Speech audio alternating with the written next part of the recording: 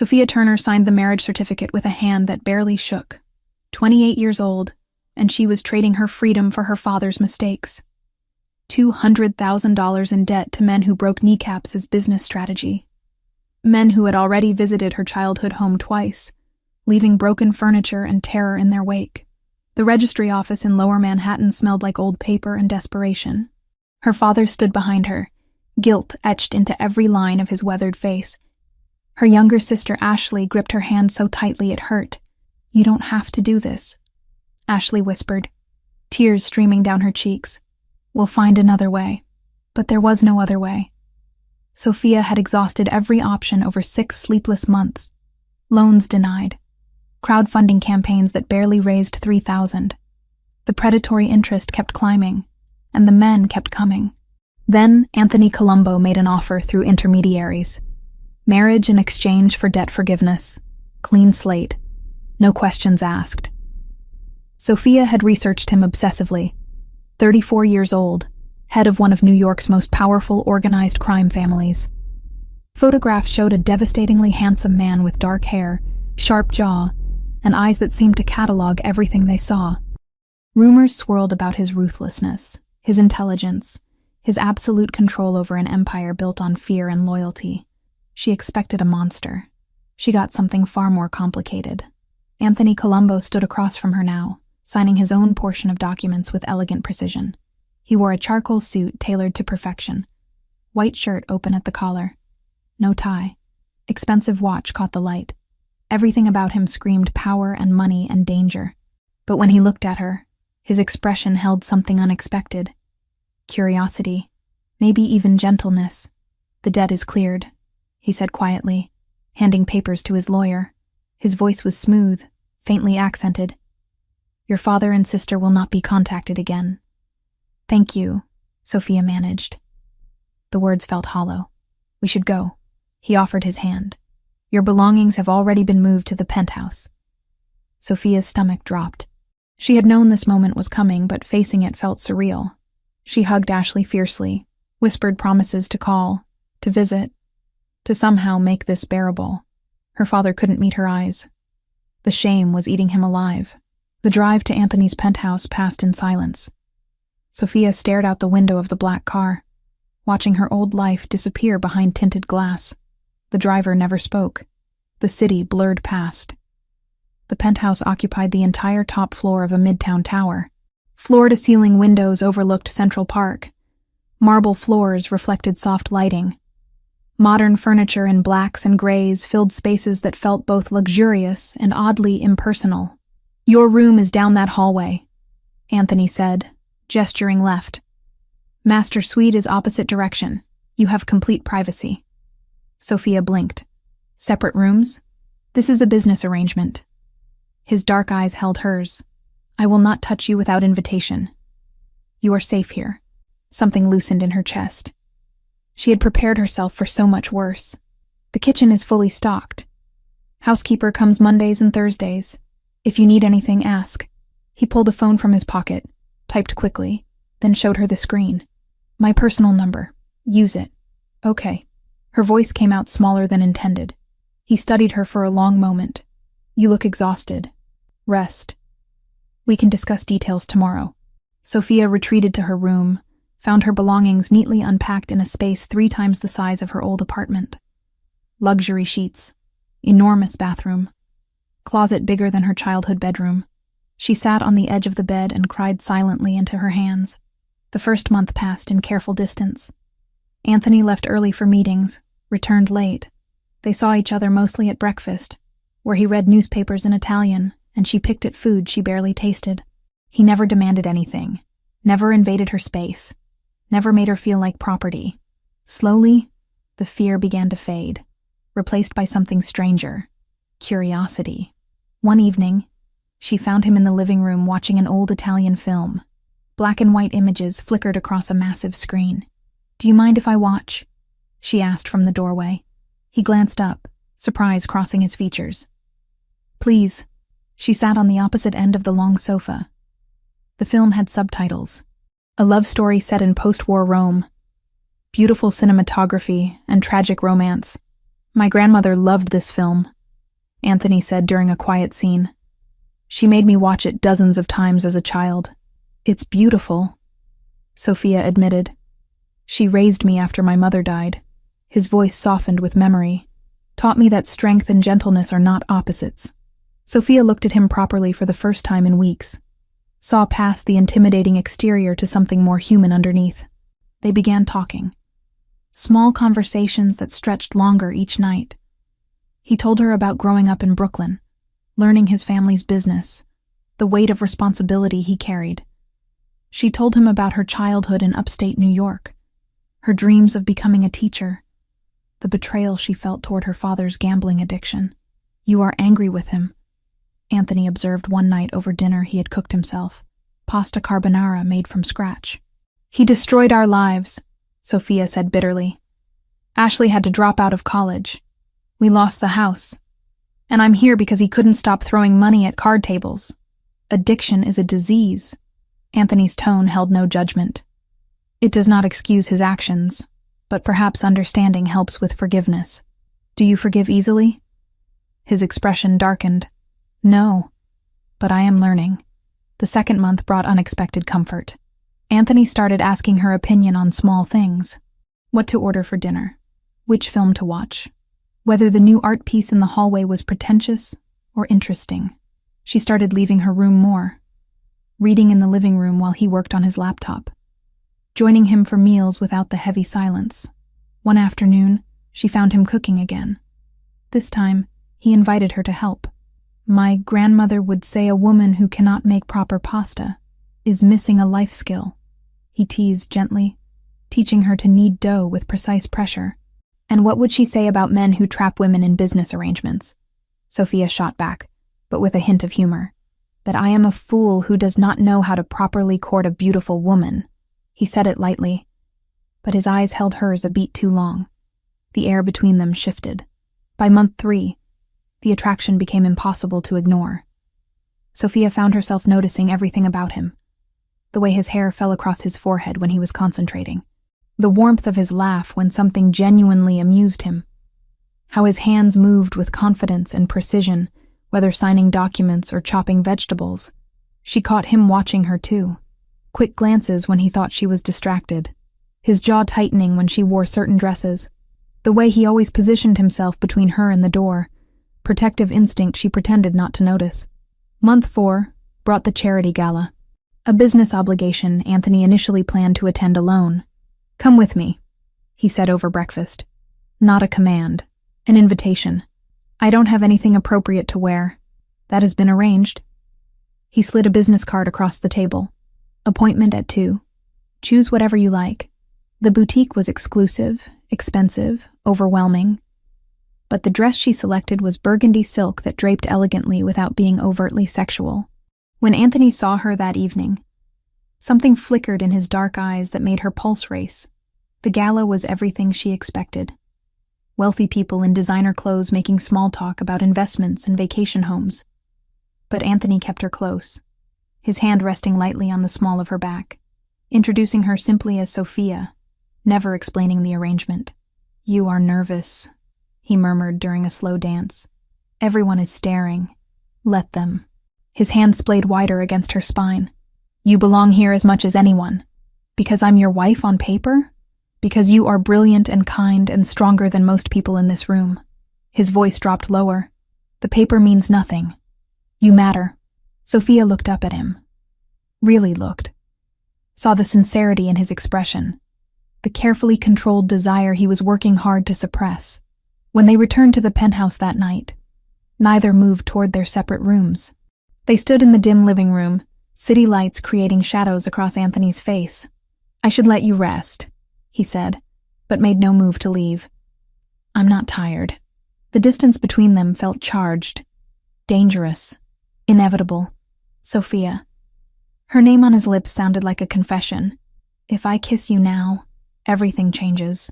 Maybe I want it to change. He closed the space between them in one fluid movement. His hand cupped her jaw with surprising gentleness. His thumb brushed across her lower lip. Are you certain? Instead of answering, she kissed him. The kiss was fire and tenderness. months of tension exploding into desperate contact. His other hand threaded through her hair. She gripped the front of his shirt. They stumbled toward his room, shedding clothes between heated kisses and whispered confirmations. That night, Sophia discovered that Anthony Colombo was as controlled and attentive in intimacy as he was in everything else. He worshipped her body like something precious, learned what made her gasp and arch and moan his name. Afterward, they lay tangled in expensive sheets, her head on his chest, his fingers tracing idle patterns on her shoulder. "This was not part of the arrangement," he said quietly. "No." She pressed a kiss to his sternum. "Is that a problem?" "The opposite." He tilted her face up to meet his eyes. "But you should know that what I feel is not casual. I do not do anything by half measures." "Neither do I." The following weeks blurred together in a haze of growing intimacy. They talked for hours, made love with increasing familiarity and passion, laughed at inside jokes, cooked meals together. She started referring to the penthouse as home without thinking about it. Month 6 arrived with autumn colors in Central Park, and Sophia realizing she was in love with her arranged husband. She was also pregnant. The pharmacy test showed 2 pink lines, then another, then a third to be certain. She sat on the bathroom floor, hands shaking, emotions rioting. Pregnant. With twins, according to the doctor she visited secretly. Twin boys growing inside her. Still early enough to hide, but real enough to make her knees go weak. She planned to tell Anthony that evening. Imagined his reaction. Maybe surprise, but hopefully joy. They could be a real family. Turn this arrangement into something genuine and permanent. She returned to the penthouse humming softly, hands unconsciously resting on the faint swell she could still hide beneath her clothes. Then she heard voices from downstairs. Anthony's office was usually off-limits, but the door stood ajar. She moved closer, intending to announce her presence. "Please," a man's voice begged, thick with terror. "I have family. Kids, please. You stole from me." Anthony's voice was cold, unrecognizable. "You knew the consequences. I'll pay it back. Every dollar. I swear on my children's lives. Your children will learn what happens when men break their word." The sound that followed made Sophia's blood turn to ice. A gunshot, muffled but unmistakable. Then another. She clapped a hand over her mouth to stifle her gasp. Pressed herself against the hallway wall, heart hammering violently. Through the cracked door, she saw Anthony, suit jacket removed, white shirt now stained with dark spots, gun held loosely in one hand. His expression was utterly calm as he looked down at whatever lay on the floor beyond her line of sight. "Clean this up," he said to someone else in the room. "Make sure his family gets the message." Sophia backed away slowly, made it to her room, locked the door with trembling hands. This was who he really was. Not the man who cooked pasta and watched old films and made love to her with devastating tenderness. This was a killer. A man who executed people in his home office like it meant nothing. Her hands went to her stomach. Twin boys who would grow up in this world, who would learn that power came through violence, who would inherit an empire built on blood and fear. She couldn't do it, couldn't raise children here, couldn't let them become what their father was. Sophia packed a single bag with shaking hands, took the cash she had been quietly saving from the household funds, left her phone behind because she knew it could be traced. At 3 a.m, while Anthony slept, she wrote a letter with tears blurring her vision. "I cannot raise our children in a world of death. Forgive me. Sophia." She left it on her pillow and walked out of the penthouse into the cold October night. The bus station was nearly empty. She bought a ticket to Portland, Oregon, as far from New York as she could get while staying in the continental United States. As the bus pulled away from the city, Sophia pressed her hand to the window, watched the skyline disappear, felt her heart breaking even as she knew this was the only choice. She was 28 years old, pregnant with twins, and running from the only man she had ever truly loved. Because sometimes love was not sufficient when the cost was your children's souls. 3 years changed everything and nothing. Sophia Turner stood behind the counter of Storybook Corner, a small independent bookstore in downtown Portland that specialized in children's literature. Her hands moved automatically, scanning picture books and board books while her mind wandered to the daycare pickup schedule. Luca had art class today. Matteo needed his blue jacket because he refused to wear any other color lately. The twins were 3 years old now. 3 years of building a life from scratch in a city where nobody knew her real name or her past.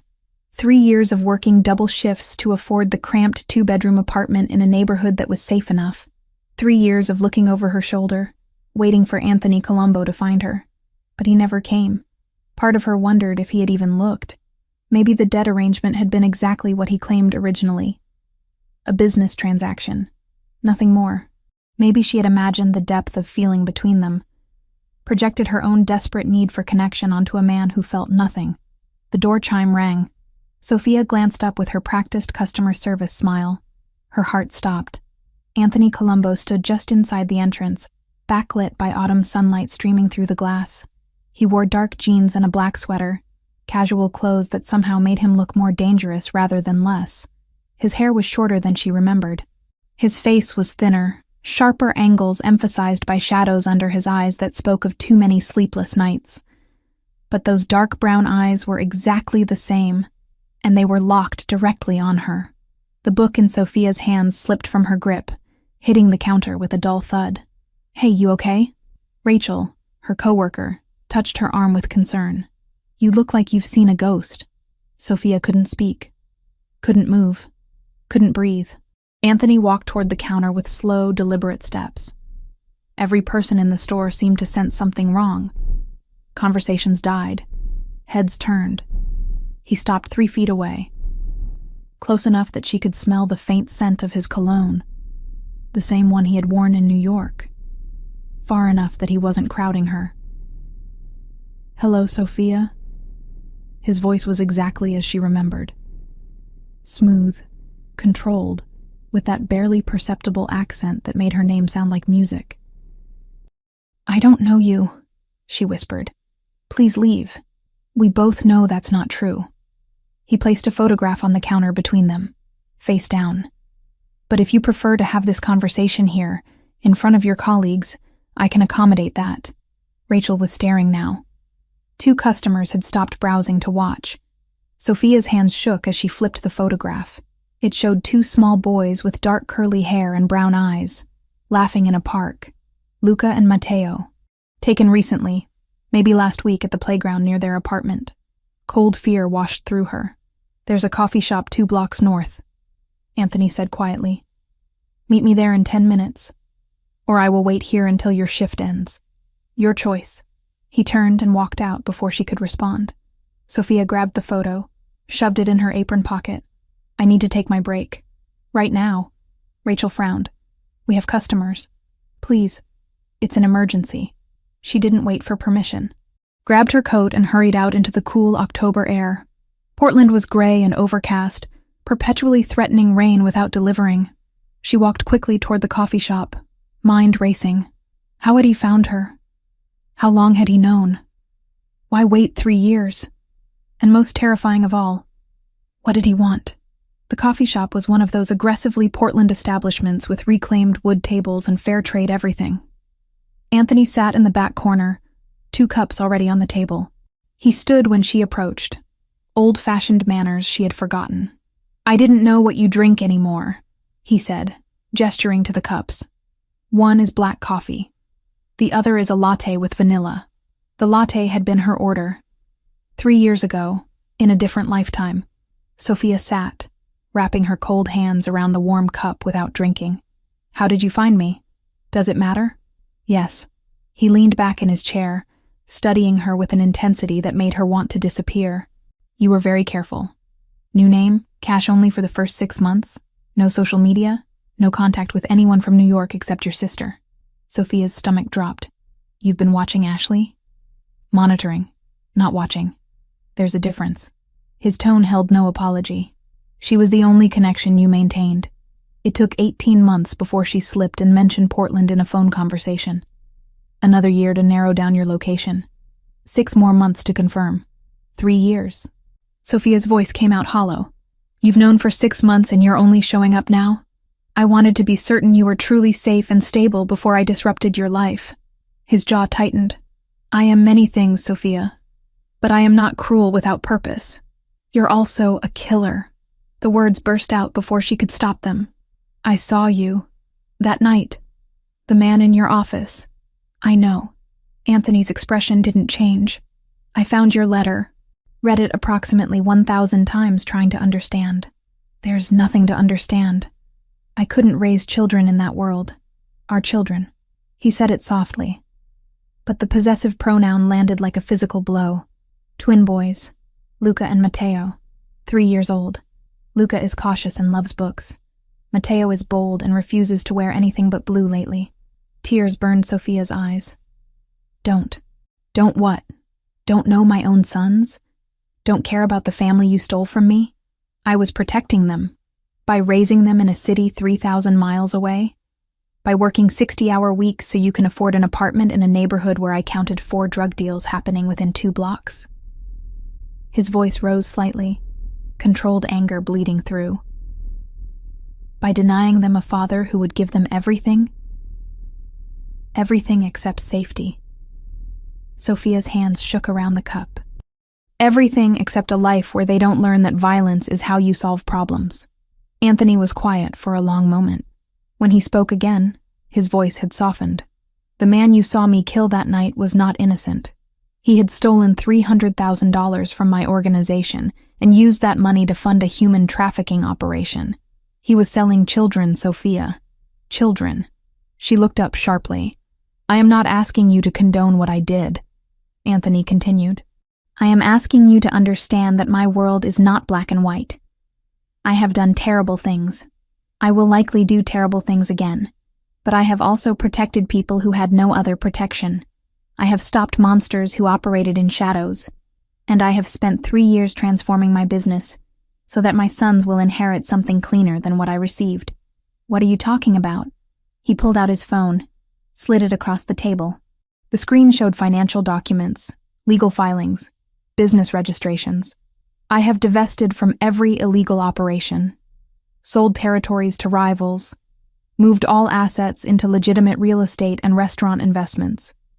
I still have connections. I still have power, but I no longer profit from the worst of it. Sophia scrolled through the documents with numb fingers. It was real. All of it. Dated across the past 3 years. You did this because of what I wrote in the letter? I did this because you were right. Anthony's voice roughened with emotion. I did this because the woman I love told me she couldn't raise our children in my world. So I changed my world. The confession hung in the air between them. Anthony, I am not asking you to forgive me immediately, he interrupted. I am not asking you to come back to New York or resume our marriage. I am only asking for one thing. What?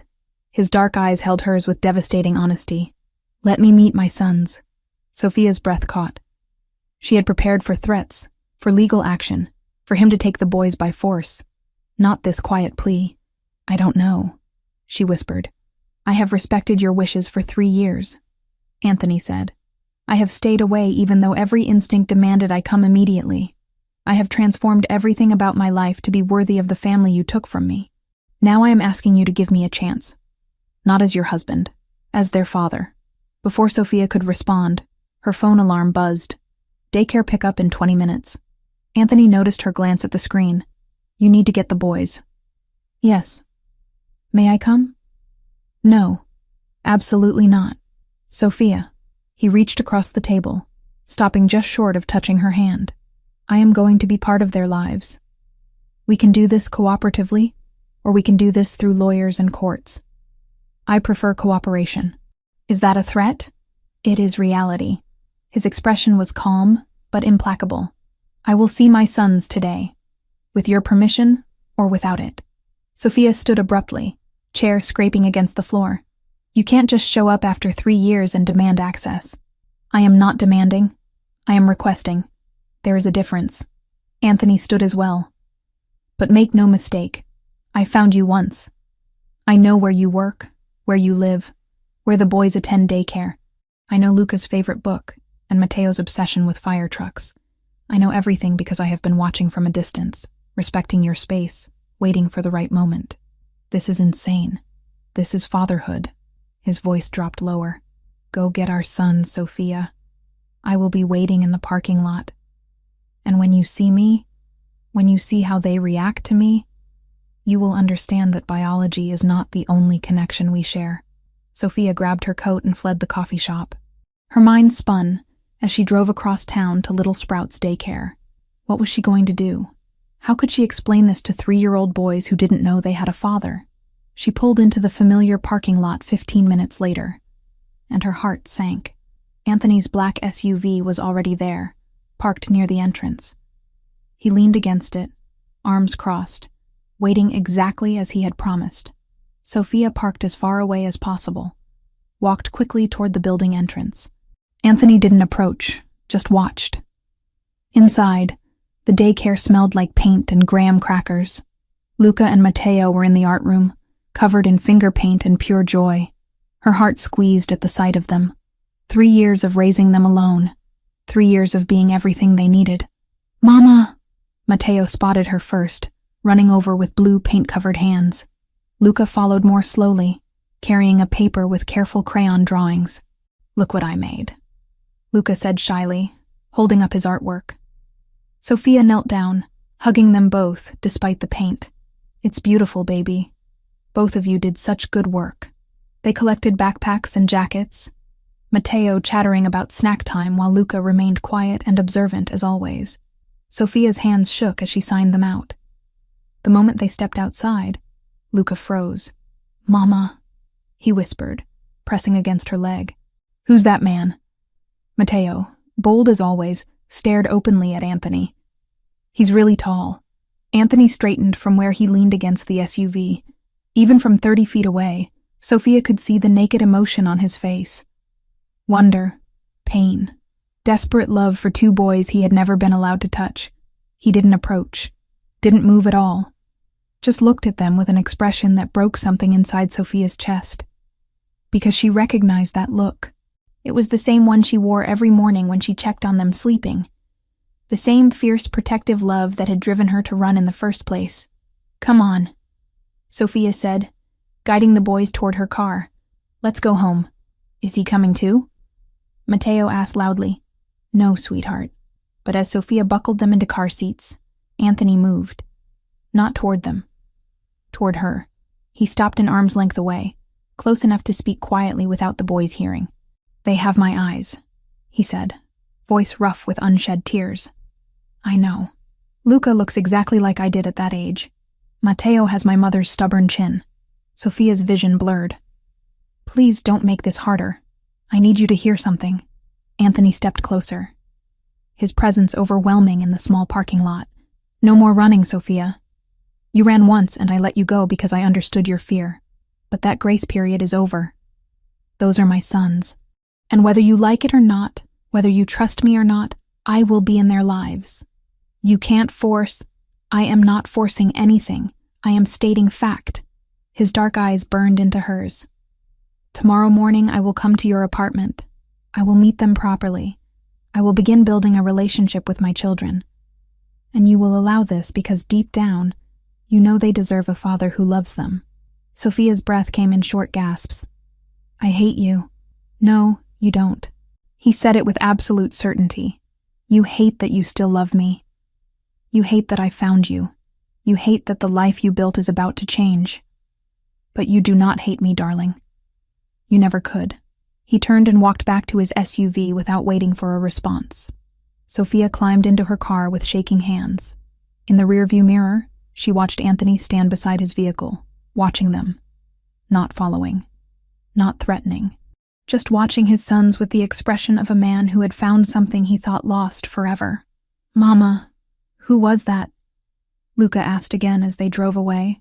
Sophia met his innocent brown eyes in the mirror, eyes identical to his father's. "Someone who wants to meet you," she heard herself say. "Someone very important." That night, after the boys were asleep in their shared bedroom, Sophia sat on her couch in the dark apartment and finally let herself cry. 3 years of running. 3 years of building a life alone. 3 years of telling herself she had made the right choice. And Anthony Colombo had shattered it all in one afternoon with a photograph and a quiet demand. Her phone buzzed. Unknown number. "Tomorrow, 10 in the morning. I will bring breakfast. Tell the boys whatever you think is appropriate. But this conversation is happening. Sophia stared at the message. Then, with trembling fingers, she typed back, "If you hurt them, I will destroy you." His response came immediately. "If I hurt them, I will let you." Anthony Colombo arrived at exactly 10 in the morning, carrying 2 bags from a local bakery and a leather briefcase that probably cost more than Sophia's monthly rent. She had been awake since 5, cleaning the already clean apartment, rehearsing what to tell the boys, changing her outfit 3 times before settling on jeans and a sweater that felt appropriately casual and defensive. The twins were eating cereal at their small kitchen table when the knock came. Matteo jumped up immediately, always eager for new experiences. Luca remained seated, watching with those careful brown eyes that missed nothing. Sophia opened the door. Anthony looked different in daylight streaming through her apartment windows. Still devastatingly handsome, but something about seeing him in her space felt surreal. He belonged in penthouses and exclusive restaurants, not her cramped 2-bedroom with mismatched furniture from thrift stores. "Good morning." He held up the bags. "I brought pastries, and these." He shifted the briefcase slightly. "Come in." Sophia stepped aside, heart hammering. Anthony entered slowly, taking in every detail of the small space. His gaze lingered on the twins' artwork taped to the refrigerator, the stack of library books on the coffee table, the worn couch where Sophia spent nights after double shifts, too exhausted to make it to bed. Luca and Matteo stared at the tall stranger with identical expressions of curiosity and wariness. Anthony set the bags on the counter, then did something Sophia didn't expect. He lowered himself to one knee, bringing his considerable height down to the boy's eye level. "Hello," he said gently. "My name is Anthony. What are your names?" Matteo spoke first, predictably. "I'm Matteo. That's Luca." He's shy, but I'm not. A hint of a smile touched Anthony's mouth. "It is very nice to meet you both. I brought breakfast if you would like some." "What kind?" Matteo demanded. "Chocolate croissants and apple turnovers." "I like chocolate," Matteo declared. Luca remained silent, studying Anthony with an intensity that was unnerving in a 3-year-old. Sophia intervened. "Boys, why don't you finish your cereal first? Then we can have a pastry." Anthony stood smoothly. "May we speak privately for a moment?" Sophia nodded toward the small bedroom that served as her own. Once inside with the door cracked so she could hear the boys, Anthony opened his briefcase and withdrew a folder. "Custody documents," he said without preamble. "My lawyer prepared them yesterday. Full joint custody with a phased schedule, Portland visits now, and longer New York blocks during holidays and summers once the boys were older." Sophia's stomach dropped. "You can't be serious." "I am completely serious. However," he held up a hand before she could interrupt. "I am not filing them." "Not yet. Then why show me?" "Because I want you to understand that I have legal recourse, and I am choosing not to use it." Anthony's dark eyes held hers. "I do not want a court battle, Sophia. I do not want to traumatize our sons with lawyers and custody evaluators. I want to build a relationship with them naturally, with your cooperation." "Why should I cooperate with you?" "Because it is the right thing to do. Because they deserve a father. And because whether you admit it or not, you know I am not the monster you convinced yourself I was 3 years ago." Sophia crossed her arms defensively. "You killed a man in your office. I executed a human trafficker after he was given multiple opportunities to surrender the children he had taken." Anthony's voice remained calm. "I am not asking you to approve of my methods. I am asking you to see the context." He withdrew another folder, this one thicker. "My business transformation. Every document is here. Sale of illegal operations, transfer of territories, investment portfolios in legitimate real estate and restaurant ventures. I have severed ties with every violent aspect of my former life." Sophia flipped through pages of legal documents, financial statements, property deeds. The scope was staggering. He had dismantled an empire and rebuilt it as something entirely different. "This must have cost you millions. It cost me approximately $200 million in lost revenue, and another $100 million in buyouts and settlements." He said it matter-of-factly. "But I gained something far more valuable. The possibility of being worthy of my family." Sophia looked up sharply. "We're not your family," Not anymore. Biologically, legally, and emotionally, you are. Anthony stepped closer. You can deny it all you want. You can tell yourself that 3 years of separation erased what we built. But those boys in your kitchen have my blood, my eyes, and my last name, whether you acknowledge it or not. I gave them my last name. They're Turner, not Colombo. On what documents? Their birth certificates list father as unknown. Their social security cards were obtained with fraudulent information. Medically, they have half a genetic history missing. His voice hardened slightly. You have denied them access to family medical records, to knowledge of their heritage, to an entire side of their family that would love them. Guilt twisted in Sophia's chest. She had thought about that over the years, about what information she was withholding, about whether she had the right to make that choice. What do you want from me? She asked quietly. Time. Access. The opportunity to prove that I can be the father they deserve. Anthony's expression softened. I am not asking to take them from you. I am asking to be included in their lives. Starting today. From the kitchen came a crash, and Mateo's voice. Oops! Sophia hurried out to find chocolate milk spreading across the table. Both boys looked guilty. She grabbed paper towels, cleaning automatically while her mind spun. Anthony appeared in the doorway. May I? Before she could respond, he was kneeling beside the table with more paper towels, showing Mateo how to wipe in smooth strokes instead of spreading the mess. My grandmother used to say that spills happen, Anthony said conversationally. The important thing is learning to clean them properly. You have a grandma? Mateo asked. I had a grandmother. She passed away when I was young. But she taught me many things. Luca spoke for the first time, his quiet voice cutting through the chatter. Where's your mama and papa? Anthony paused in his cleaning. When he answered, his voice carried genuine emotion. My mother died when I was 7. My father was not a good man, so my grandmother raised me. Our mama raises us, Luca said simply. We don't have a papa. The words hung in the air. Sophia saw the flash of pain cross Anthony's face before he controlled it. Would you like to have a papa? Anthony asked gently. Both boys looked at Sophia. She felt trapped, cornered by the weight of their innocent expectation. That's something we need to talk about, she managed. Why don't you two go play in your room for a bit? But the pastries, Mateo protested. After you play for 10 minutes. Go on. The boys scampered off. Sophia sank into one of the kitchen chairs, exhausted, and it wasn't even 11 in the morning. Anthony sat across from her at the small table. I handled that poorly. I apologize. You handled it honestly. Sophia rubbed her temples. I don't know how to do this. Neither do I. But we learned together. Over the next hour, they talked through logistics. Anthony wanted to visit daily for the next week. Short visits, an hour or two, just to build familiarity, then gradually extend the time. He had rented a furnished apartment in Portland, planning to stay indefinitely. You're not going back to New York? Not while my sons are here. He said it simply, as if uprooting his entire life was obvious. Eventually, I hope we can discuss a more permanent arrangement. But for now, I meet them where they are. The boys returned, and Anthony produced the pastries with appropriate ceremony. Watching him interact with Luca and Mateo was surreal. He answered their random questions with patience, showed Mateo how to fold a napkin into different shapes, asked Luca about the drawings on the refrigerator, and actually listened to the long, rambling explanation of who each stick figure represented. When noon arrived and Anthony prepared to leave, Mateo hugged his leg spontaneously.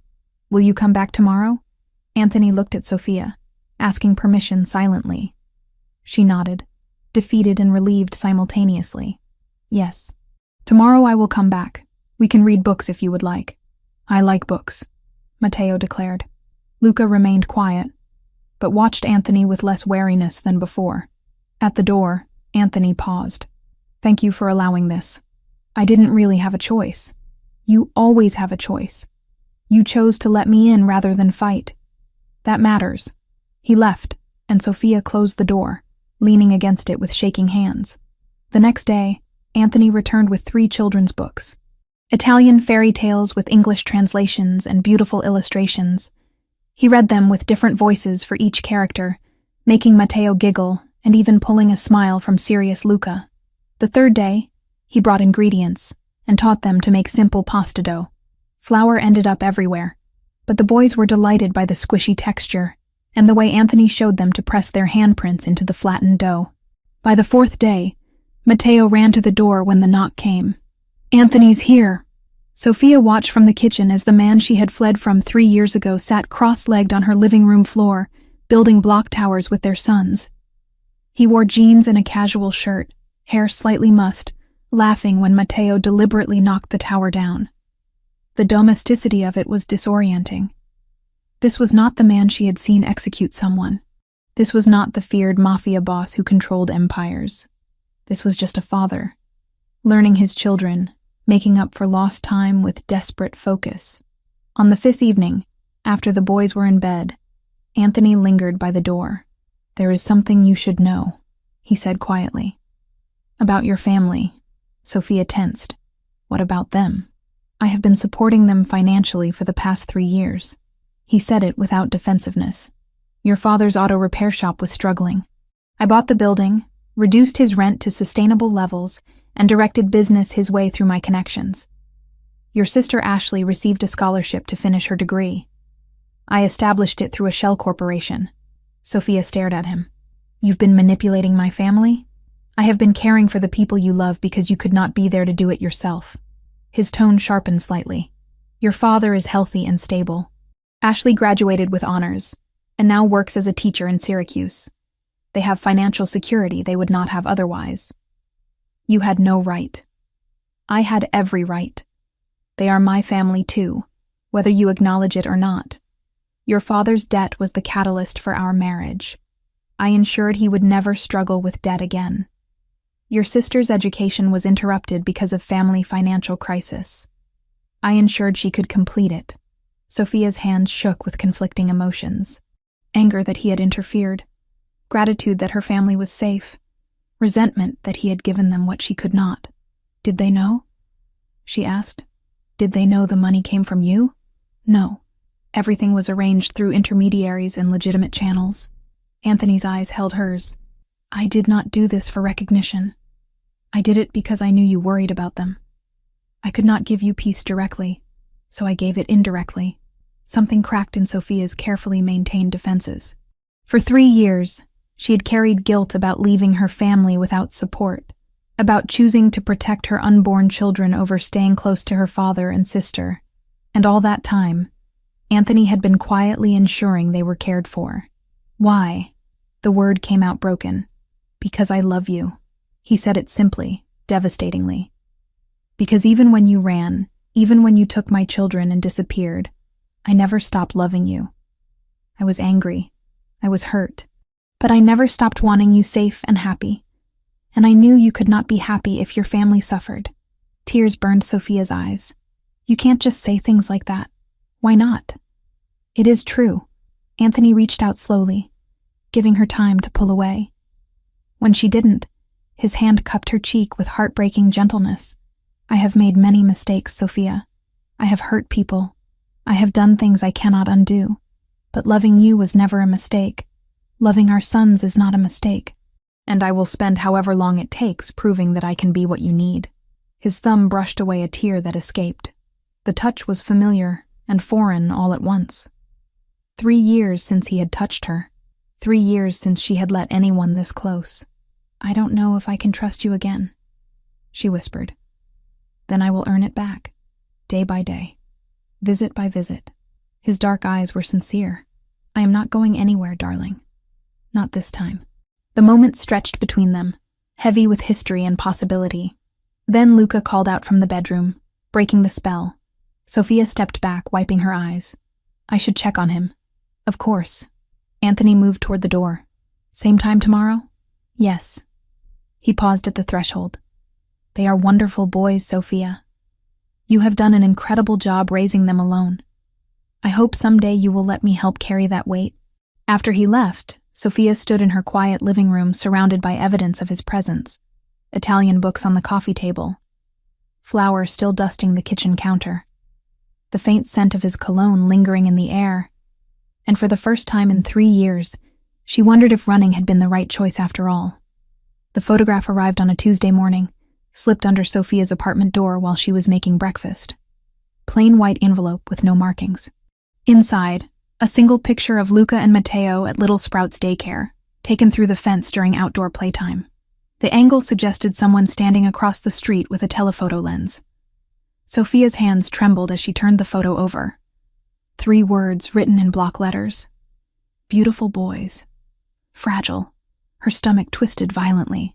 She shoved the photo into her purse before the twins could see, forcing brightness into her voice as she served their oatmeal. "Mama, you okay?"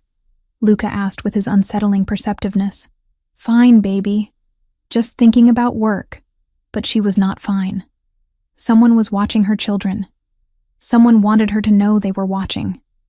The rational thing would be to call Anthony immediately.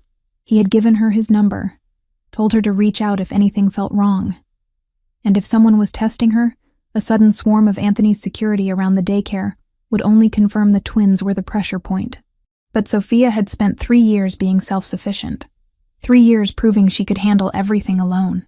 Calling him felt like admitting defeat, like confirming she needed him. Besides, it was probably nothing. Maybe a photographer doing a project. Maybe someone with the wrong apartment. Portland was weird enough that random unsettling things happened without sinister explanation.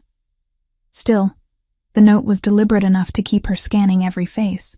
She dropped the boys at daycare, scanning the street for unfamiliar vehicles or people. Everything looked normal.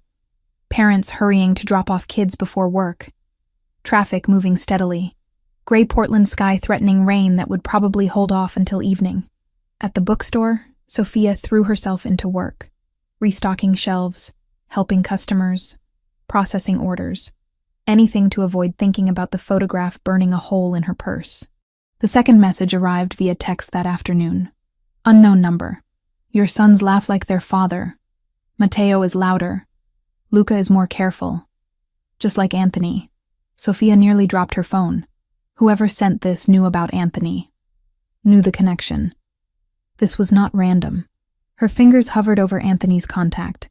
But what would she say? That someone sent creepy messages?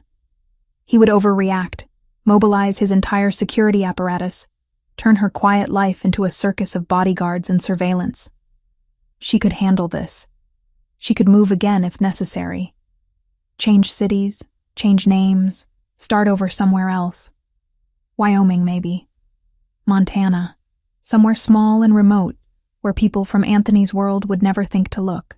That night, after tucking the boys into bed, Sophia researched rural towns with good schools and low costs of living, made lists of places she could work remotely, jobs that did not require extensive background checks, started mentally calculating how much money she needed to save before running again. The third photograph arrived Thursday morning. This time, it showed Sophia herself leaving Storybook Corner at closing time. Taken from inside a parked car, she could see the reflection of the photographer in the bookstore window.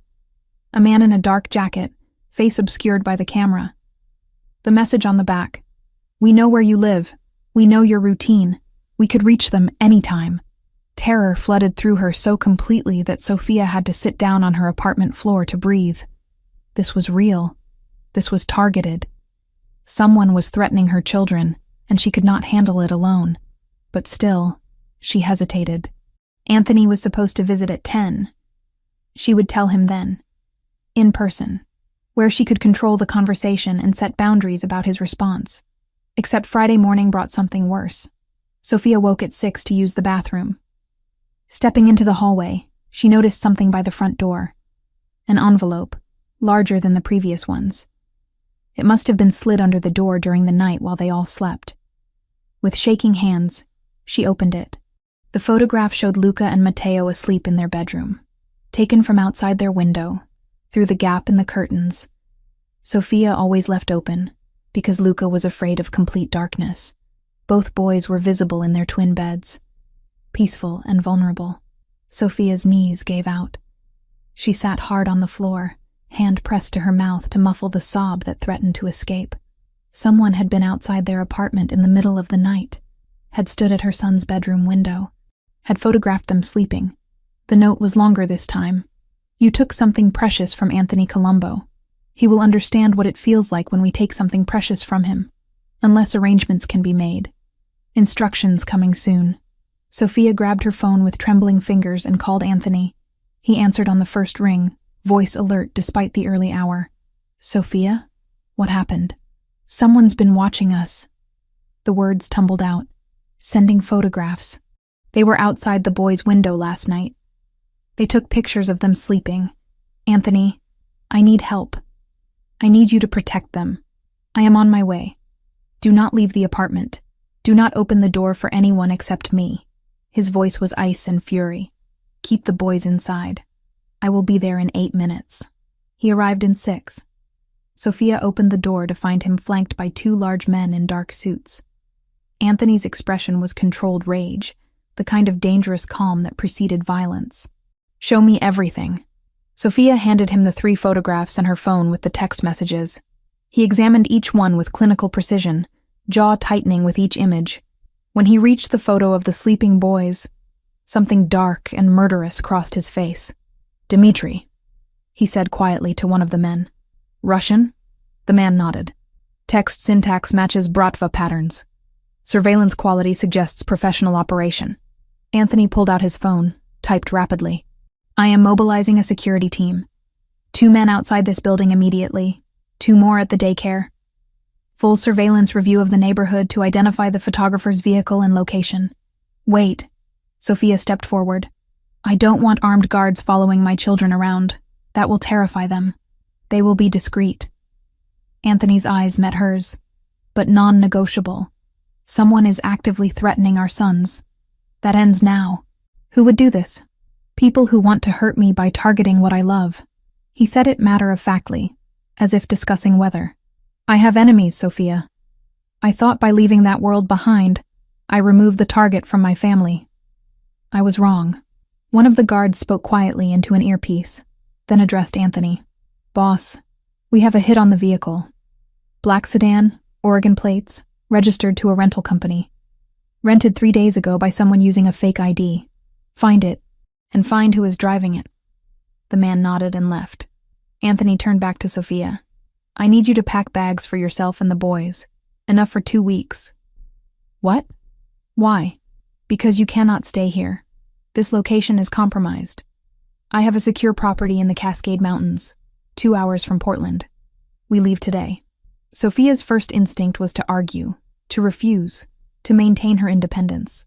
But looking at the photograph of her sleeping children, she knew pride was a luxury she could not afford. Okay. The word came out small. Okay, we'll go. Thank you for helping us. Anthony's expression softened slightly. You do not need to thank me for protecting my family. This is what fathers do. The boys woke up confused by the sudden activity. Sophia explained they were going on a surprise trip to a cabin in the mountains. Matteo was excited. Luca watched Anthony and the unfamiliar men with wary eyes. Is this because of the bad people? Luca asked quietly, while Sophia packed his clothes. Her blood went cold. What bad people, baby? The man by our window 2 nights ago. I saw him, but I was scared to get up. Sophia pulled Luca close, heart hammering. You saw him? Why didn't you tell me? I thought maybe I dreamed it. His small voice was uncertain, but then he was there again last night. Anthony appeared in the doorway, having heard everything. He knelt beside Luca with careful gentleness. You are a very brave boy to tell us this, and very smart to remember details. The bad people will not be able to find you where we are going, I promise. Are you going to stop them? Luca asked. Yes. Anthony's voice carried absolute certainty. I am going to make sure they never scare you or your brother again. Within an hour, they were packed into Anthony's SUV. Sophia sat in the back between the boys' car seats while Anthony drove. 2 additional vehicles followed, carrying his security team. As Portland disappeared behind them and the landscape shifted to dense forests and mountain roads, Sophia finally allowed herself to acknowledge what she had been denying. Running had solved nothing. 3 years of hiding, of building a new life, of trying to protect her sons alone. And the moment someone truly dangerous targeted them, she had been powerless. Anthony glanced at her in the rearview mirror. You are thinking very loudly. I was wrong. The admission hurt. I thought if I took them far enough away, changed our names, started over, we would be safe. But they will always be targets because of who their father is. Not because of who I am. Because of who I was. His hands tightened on the steering wheel. The enemies I made before I met you do not care that I have changed. They only care about leverage. So what do? We neutralize the threat permanently. And we do it together, not with you trying to handle everything alone because you are too stubborn to ask for help. Sophia flinched at the accuracy. I'm used to taking care of things myself. I know. It is one of the things I love about you. Your strength, your independence, your fierce protection of our sons. Anthony's eyes met hers in the mirror. But strength is also knowing when to accept help. Pride is not worth our children's safety. He was right. She hated that he was right, but he was. I'm sorry, Sophia said quietly. I should have called you the moment I got the first photograph. I just didn't want to need you. Needing someone is not weakness. It is trust. His voice softened. And I know I have not given you much reason to trust me, but I am asking you to try. For Luca and Matteo. If not for yourself. The mountain house appeared after 2 hours of winding roads through increasingly remote forest. It was larger than Sophia expected, but still felt intimate. Modern architecture with enormous windows overlooking a valley. Solar panels on the roof. A circular driveway where the security vehicles parked. This is yours? Sophia asked as they unloaded bags. I bought it 2 years ago. Somewhere to disappear when New York became too loud. Anthony lifted a sleeping Matteo from his car seat with surprising gentleness. Now it serves a more important purpose. Inside, the house was beautiful. Open floor plan with a massive stone fireplace. Kitchen with professional appliances. Bedrooms upstairs with views of the forest. The boys would love it here once they woke up enough to explore. One of the security men approached Anthony. Perimeter is secure. Motion sensors active. We identified the Bratva operative through facial recognition. Dmitry Volkov sent him personally. Anthony's expression went cold. Volkov wants a war. He will get one. Who is Dmitry Volkov? Sophia asked after the guard left. A man who used to report to me before I divested from territorial operations. Anthony's voice was hard.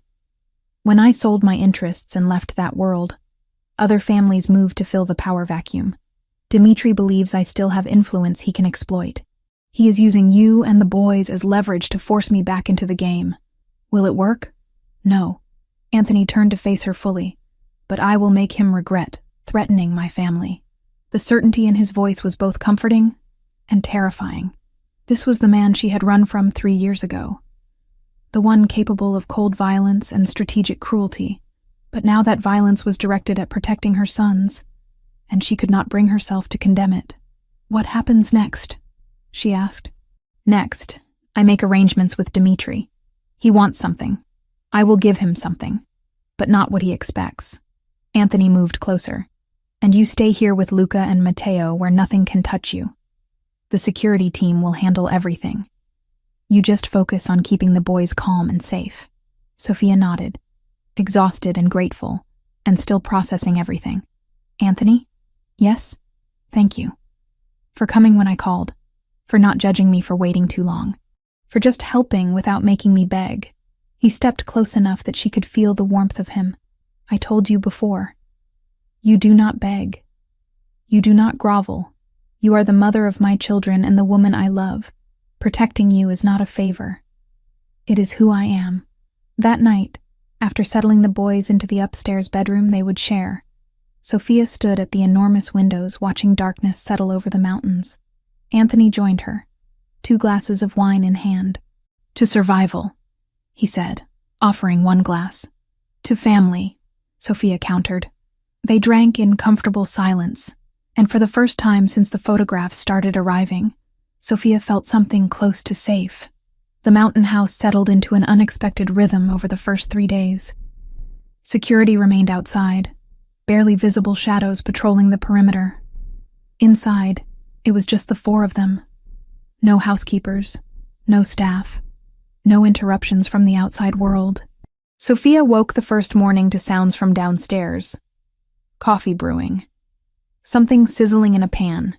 She pulled on a sweater and found Anthony in the kitchen, barefoot in jeans and a t-shirt, cooking breakfast while both boys sat at the counter watching with rapt attention. "And this is how you know the eggs are ready," Anthony was explaining to Matteo. "See how the edges turn white but the center is still soft? That is perfect. I want to try." Matteo bounced on his stool. "Tomorrow you can help crack the eggs. Today you observe and learn." Luca noticed Sophia first. "Mama, Anthony is making food." "I can see that." She moved into the kitchen, struck by the domesticity of the scene. "I didn't know you cooked." My grandmother insisted. She said a man who cannot feed himself is not truly independent. Anthony plated scrambled eggs with fresh herbs, sliced tomatoes, and crusty bread he must have brought from Portland. "I hope you are hungry." They ate together at the large dining table. Morning light streamed through floor-to-ceiling windows, illuminating the forest beyond. Matteo chattered about everything he could see outside. Luca ate quietly, occasionally stealing glances at Anthony like he was solving a puzzle. After breakfast, Anthony suggested they make fresh pasta for dinner. Sophia started to decline, thinking about the mess, but he was already pulling out ingredients, and both boys were vibrating with excitement.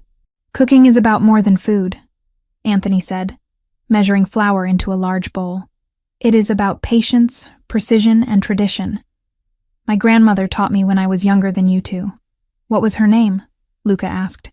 "Rosa. She had hands that always smelled like basil, and a voice that could make you confess anything." Anthony's expression softened with memory. "She came from Sicily with nothing but recipes and determination." "Where's Sicily?"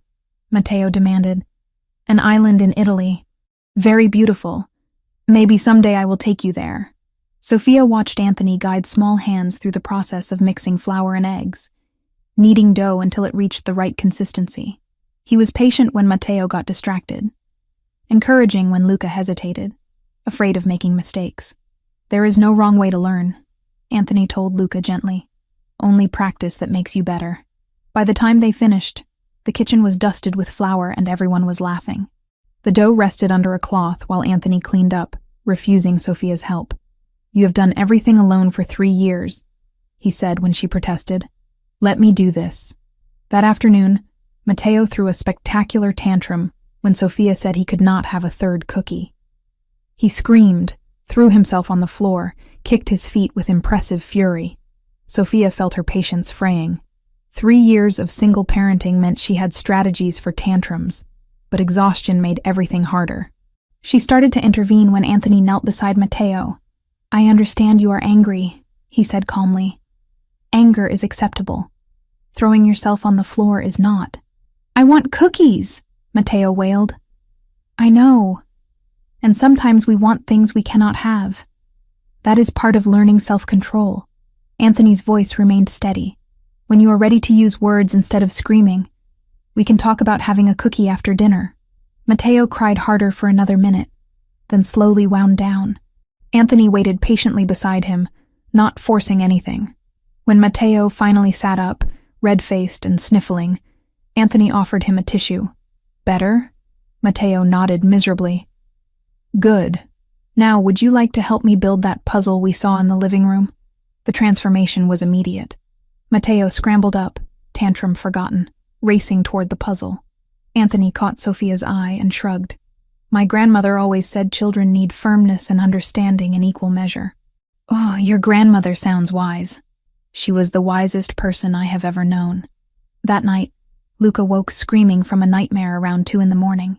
Sophia rushed to the boys' room, finding Luca tangled in blankets, sobbing about monsters and shadows. Matteo slept through it somehow, undisturbed. "Shh, baby, it's okay. Mama's here." Sophia gathered Luca into her arms, rocking him. "There was a bad man at the window," Luca cried. Like before, he was trying to get in. Sophia's heart clenched. The trauma from Portland was manifesting in nightmares now. Anthony appeared in the doorway, hair mussed from sleep, concern evident on his face. "What can I do?" "I don't know. He's remembering the man outside our apartment." Anthony entered slowly, sitting on the edge of Luca's bed. "May I try something?" Sophia nodded, desperate for anything that might help. "Luca," Anthony said gently, Look at me. Luca turned tear-streaked face toward him. The bad man cannot reach you here. Do you know why? Why? Because I am here. And I will never let anyone hurt you or your brother. That is a promise I make as your father. You're my papa? If you will have me, yes. And fathers protect their children always, no matter what. Luca studied him seriously. What if you're sleeping? Then the men outside who work for me are watching. And if somehow anyone got past them, your mother would stop them. And if somehow they got past her, I would wake up and stop them. Anthony's voice was absolutely certain. You are surrounded by people who love you. Monsters have no chance. But what if... Luca, Anthony leaned closer. When I was your age, I was afraid of many things. My grandmother would tell me a secret. Do you want to know what it was? Luca nodded. She said fear lives in the dark because it knows light will destroy it. So every time you feel afraid, you turn on a light. Not just a lamp, but a light inside yourself. You think about the people who love you, and that light grows so bright that fear has nowhere to hide. I don't know how to make an inside light. I will teach you. Close your eyes. Luca obeyed, still hiccuping slightly from crying. Now think about your mama. How she smells like vanilla and coffee. How she reads you stories every night. How safe you feel when she holds you. Can you picture that? Yes. Good. That is your first light. Now think about Matteo. How he makes you laugh even when you do not want to. How he shares his toys even though he loves them. How you are never truly alone, because he is always there. Luca's breathing was slowing, evening out. That is your second light. Now think about me. I know we have not known each other very long, but I love you. I will always protect you. You are my son, and that means you are precious beyond measure. That's 3 lights, Luca murmured, sounding drowsy. 3 lights so bright that no nightmare can survive. Do you feel them? Yeah. Good. Keep them glowing. And if you ever feel scared again, you turn on those lights and remember you are loved. Within minutes, Luca was asleep again, breathing deep and peaceful. Anthony carefully tucked the blankets around him and followed Sophia out of the room. In the hallway, Sophia turned to him with tears in her eyes. How did you do that? My grandmother did it for me after my mother died. I had nightmares for years. He leaned against the wall, exhaustion evident. I never thought I would use that technique on my own children, but I am grateful I remember it. Thank you. You do not need to thank me for comforting my son. They stood in the dim hallway, the house silent around them. Sophia became acutely aware of how close they were standing, how Anthony's presence felt both familiar and charged with possibility.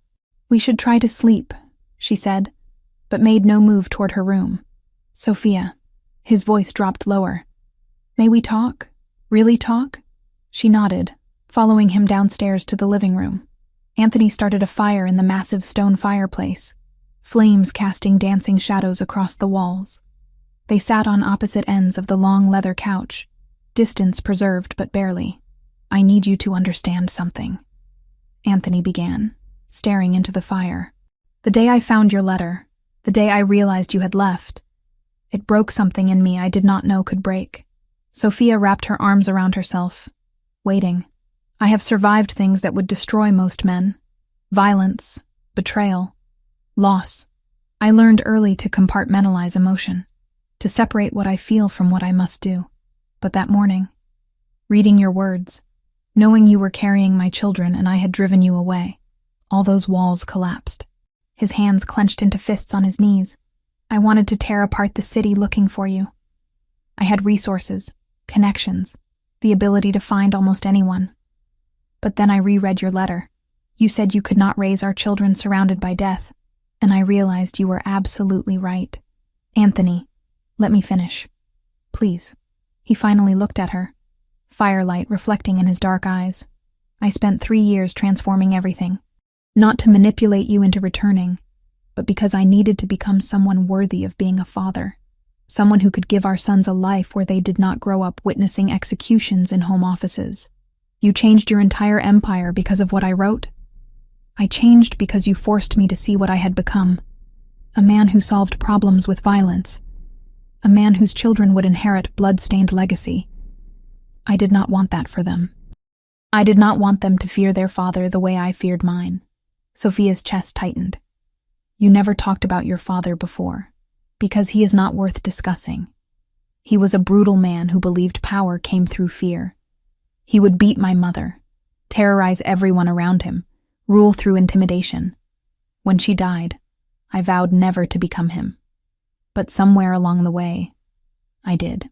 You're nothing like that, Sophia said softly. I've watched you with Luca and Matteo.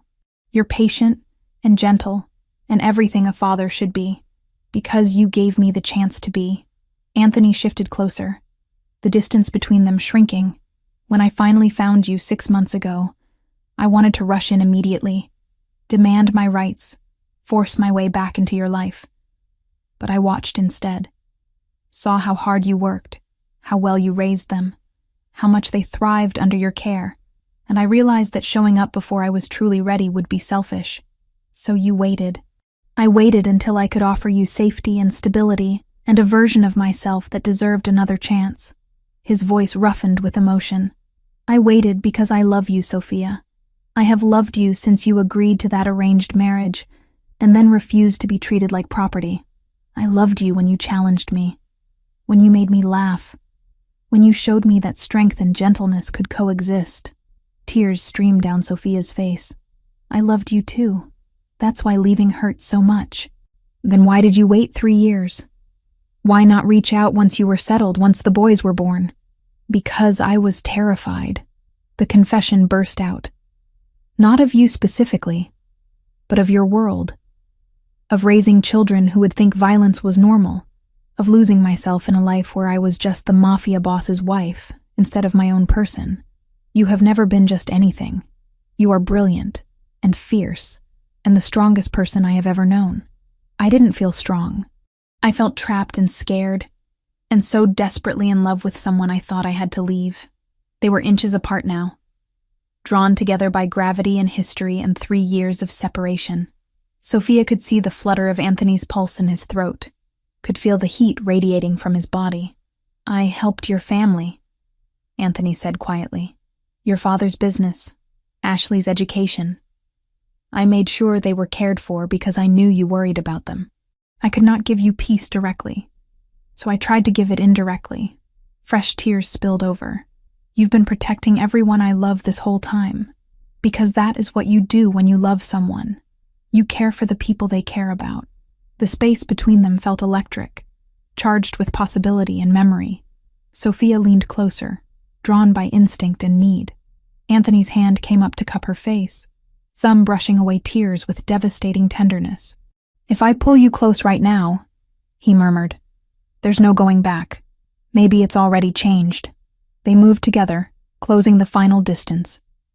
But at the last second, Sophia pulled back, fear overriding desire. I can't. Not yet. I'm still trying to figure out if I can trust you again. Anthony's expression held understanding and disappointment in equal measure. Then I will wait, however long it takes. He stood, putting physical distance between them, before the temptation became too much. Try to get some rest. Tomorrow we can take the boys hiking if the weather holds. Sophia watched him climb the stairs to his own room, then sat alone by the dying fire. Her lips tingled with the kiss that almost happened. Her heart ached with feelings she had tried to bury for 3 years. The next morning, Matteo ran into the kitchen where Sophia was attempting coffee and announced, "Papa is teaching us to make pancakes." Sophia froze, mug halfway to her lips. What did you just call him? Papa. That's his name, right? He's our papa and you're our mama. Luca appeared behind his brother, more hesitant. Is that okay? Can we call him that? Sophia's throat closed with emotion. She looked past the boys to where Anthony stood in the kitchen doorway, his expression vulnerable in a way she had never seen. Yes, babies. That's okay. He is your papa. The smile that broke across Anthony's face was worth every complicated feeling churning in Sophia's chest. And when both boys ran to him, wrapping small arms around his legs, he knelt down and held them like they were the most precious things in existence. Which, Sophia realized, they were. Later that afternoon, while the boys napped, Sophia found Anthony on the back deck overlooking the valley. She stood beside him, shoulders nearly touching. "They called you Papa," she said unnecessarily. "I heard. I may have cried about it for 10 minutes in my room afterward." Sophia smiled despite herself. The great Anthony Colombo, brought to tears by 3-year-olds. The only 3-year-olds who matter. He turned to face her. "Thank you for allowing that. For not correcting them. They deserve to know their father. I was wrong to keep you from them for so long. You were protecting them. I understand that now."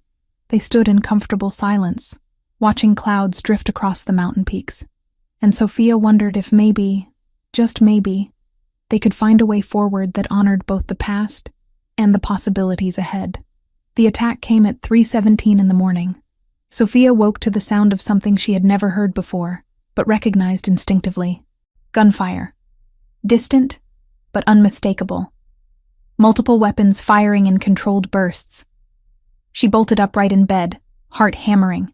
Before she could process what to do, her bedroom door flew open.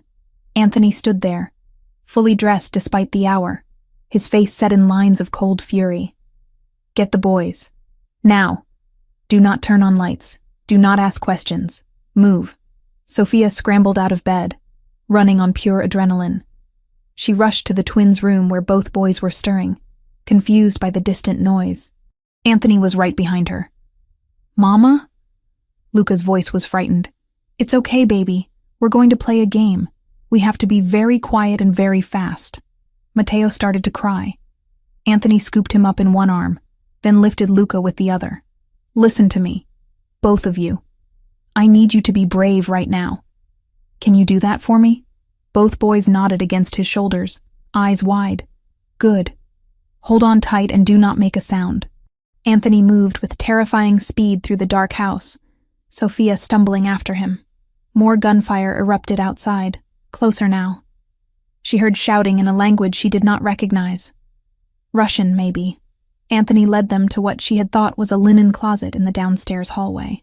He pressed his palm against a panel she had never noticed. The back wall slid open, revealing a reinforced steel door with a keypad. Inside, quickly. The panic room was larger than expected. Concrete walls, dim emergency lighting, a comfortable seating area with a couch and chairs, shelves stocked with water and non-perishable food, a bank of monitors showing security camera feeds from around the property. "You stay here until I come get you." Anthony set the boys on the couch. His voice was absolutely calm, but Sophia could see the tension in every line of his body. "The door is 6 inches of reinforced steel. Nothing gets through it. Where are you going?"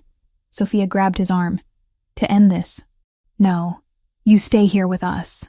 Let your security handle it." "My security is handling it. But this is my family, my responsibility." He gripped her shoulders, forcing her to meet his eyes. "I will not hide while men threaten my sons. Do you understand?" Sophia wanted to argue, to beg him to stay safe. But she saw the truth in his face. This was who he was. Not the gentle father who made pancakes, but the warrior who protected what belonged to him. "Come back," she whispered. "Whatever happens out there, you come back to us. Always." He kissed her forehead quickly, then the top of each boy's head. "Be brave. I will return soon." The steel door closed with a heavy thunk. A series of locks engaged automatically. Sophia heard Anthony's footsteps retreating down the hallway. Then there was only silence and the terrified breathing of her children. Sophia pulled both boys into her lap on the couch, wrapping arms around them. "It's okay. Papa is going to make sure we're safe." "Why are there bad people?" Luca asked, voice trembling. "Because some people make wrong choices, but Papa is going to stop them." The monitors showed chaos outside. Men in dark tactical gear moving through the forest, muzzle flashes lighting up the darkness. Anthony's security team had taken defensive positions around the house perimeter. Sophia counted at least 6 attackers, maybe more beyond camera range. On one screen, she saw Anthony emerge from the house. He moved to a covered position behind a stone wall, speaking rapidly into a phone. Even through grainy security footage, she could see the transformation. This was not the man who read bedtime stories. This was a commander, cold and precise, directing his forces with surgical efficiency. The boys mercifully did not understand what they were seeing on the monitors. Matteo had his face buried in Sophia's shoulder. Luca watched with wide eyes, but said nothing. The firefight lasted 17 minutes that felt like 17 hours. Sophia watched Anthony coordinate his team, calling out positions and orders. Watched attackers fall back, regroup, press forward again. Watched her children's father operate in a world she had tried to protect them from. Then one attacker broke through the perimeter, heading straight for the house. Anthony moved to intercept, weapon raised. The attacker fired first. Anthony went down. Sophia's scream was silent, trapped in her throat so she would not terrify the boys. She watched the monitor with horror as Anthony lay motionless for 3 eternal seconds. Then he moved, rolled, returned fire with brutal accuracy. The attacker dropped. Anthony stood slowly, left hand pressed to his right shoulder. Even through the camera, Sophia could see dark wetness spreading across his shirt. Blood. "Mama? Is Papa hurt?" Luca had seen it too. "I don't know, baby." "I hope not." The remaining attackers were retreating now, overpowered by Anthony's security team. One man was dragged back toward the house, hands zip-tied behind him. The others disappeared into the forest, pursued by armed guards. 10 minutes later, the monitors showed the situation stabilizing. 20 minutes after that, the steel door locks began disengaging. Anthony appeared in the doorway. His shirt was torn and blood-soaked on the right side. His face was pale but composed. He looked at Sophia and the boys with visible relief. "It is over. They are gone." Sophia set the boys down and crossed to him in 3 steps, hands hovering over the wound. "You're bleeding. Flesh wound. The bullet grazed my shoulder. I am fine." "You are not fine. Sit down." The boys ran to him despite the blood, wrapping small arms around his legs. Anthony winced but did not push them away. "Did you stop the bad people?" Matteo asked. "Yes. They will not come back." "Because you're strong," Luca said with certainty. "Because I love you. Love makes us stronger than we know." Sophia got the boys settled on the couch with blankets, both of them exhausted and crashing from adrenaline. They fell asleep within minutes, curled together like puppies. Then she turned to Anthony. "Shirt off. Now." He obeyed, carefully pulling the ruined fabric over his head. The wound was exactly as he described, a deep graze across the meat of his shoulder, still bleeding sluggishly. Painful, but not life-threatening. Sophia found the first aid kit Anthony had shown her when they first arrived. Her hands shook as she cleaned the wound with antiseptic, trying to be gentle despite her terror and anger. "You should have stayed in here with us," she said, voice breaking. "I should have protected my family. I did what was necessary. You got shot. I have been shot before. This is nothing." Sophia pressed gauze to the wound harder than necessary. Anthony hissed in pain but did not complain. "Do not minimize this," she snapped. "You could have died out there. You could have left our sons without a father they just found. You could have, but I did not." He caught her wrist gently, stilling her shaking hands. "I am here, injured but alive. Our sons are safe. That is all that matters." Tears spilled down Sophia's cheeks. "I watched you on those monitors, saw you go down. For those few seconds, I thought you were dead, and I realized I cannot lose you again." "Sophia, no, let me say this." She kept her hands busy with the bandage, unable to meet his eyes. "I told myself for 3 years that I ran to protect the boys, that I left because of your world, your violence, your danger. But that was only part of the truth. What was the other part? I was terrified of how much I loved you." The confession came out raw and honest. I had never felt that way about anyone, so completely consumed by another person, and when I saw what you were capable of, when I witnessed the darkness in your world, I panicked, because I knew that loving you meant accepting all of you, the gentle man who cooked pasta, and the ruthless one who killed without hesitation. Anthony was very still, barely breathing. "I was not strong enough then," Sophia continued. "I thought if I removed myself from your world, I could remove the conflict. But it followed us anyway. Because our sons carry your blood, your legacy, whether I run or not. So you regret them." "What?" "No." She finally looked up, meeting his dark eyes. I have never regretted them for a single second. They are the best thing in my life. But tonight, watching you risk everything to protect us, I realized something. You changed your entire world trying to be worthy of us.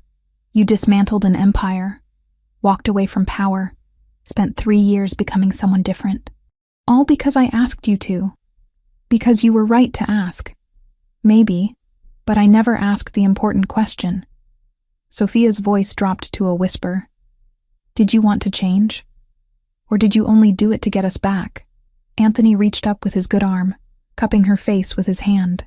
I changed because you showed me who I was becoming. A man my sons would fear. A man you could not love. I changed because I wanted to be better. Not just for you, but for myself. For the legacy I leave behind. Even if I had never come back? Even then. His thumb brushed her cheekbone. Transforming my life was not a manipulation tactic. It was an awakening. You leaving forced me to confront truths I had avoided. That power without purpose is emptiness. That legacy built on fear is worthless. That the only thing that truly matters is family. Sophia pressed her forehead to his, careful of his injured shoulder. I never stopped loving you. Not for 1 day in 3 years. I was just too afraid to admit it. And now? Now I am tired of being afraid. Tired of running. Tired of pretending I can protect our sons from everything when the safest place for them is with both their parents united. Anthony's breath caught. What are you saying? I am saying that when this is over, when the threat is eliminated, I want us to try again. Really try. Not because of an arrangement or obligation, but because I choose you. I choose us. Sophia. Her name was a prayer and a promise. I have waited 3 years to hear those words. I am sorry it took so long. Do not apologize. You needed time. I would have waited decades if necessary. They stayed like that. Foreheads pressed together, breathing the same air. Sophia's hands rested on his chest, feeling his heartbeat strong and steady beneath her palm. The man you captured, she said eventually. What happens to him? Anthony's expression hardened. He will tell me everything. Who sent him? How they found us? What Dmitry Volkov wants? Then I will negotiate. Negotiate what? Peace. Permanent, ironclad peace. He pulled back slightly to look at her properly. I am going to make a deal with the 5 families. Every major organization in New York and the surrounding territories. I will formally renounce all my former holdings, all territories, all claims to power.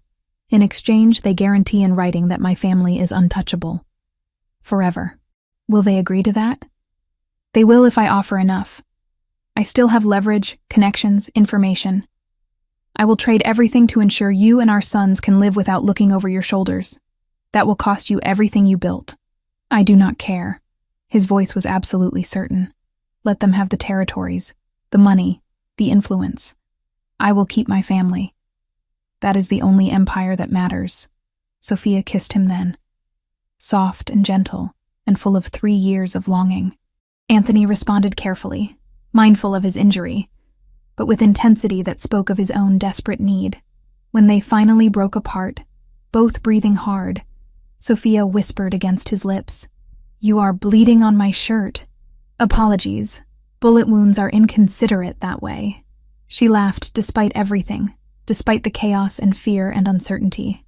Let me finish bandaging you properly before you bleed out and ruin this moment. Heaven forbid I ruin our reconciliation with something as mundane as blood loss. Sophia secured the gauze with medical tape, then wrapped his shoulder with proper bandaging. Anthony watched her work with an expression of such tenderness it made her chest ache. I dreamed of you every night, he said quietly. For 3 years, wondered where you were, if you were safe, if the children looked like me.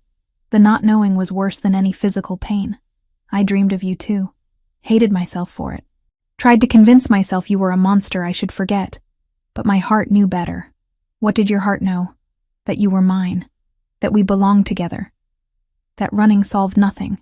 She tied off the bandage. There, that should hold until we can get you proper medical attention. Medical attention can wait. My sons are sleeping 10 feet away and the woman I love just told me she wants to try again. Medical attention is very low priority. Sophia smiled despite her tears. You are impossible. I am in love. There is a difference. Dawn was breaking outside the windows of the mountain house. Soft gray light filtering through the forest. The boys slept peacefully on the couch, unaware their world had just shifted on its axis again. Anthony pulled Sophia close with his good arm, mindful of his injury. She rested her head on his uninjured shoulder, breathing in the scent of him beneath the copper smell of blood. What happens now? She asked. Now I make calls.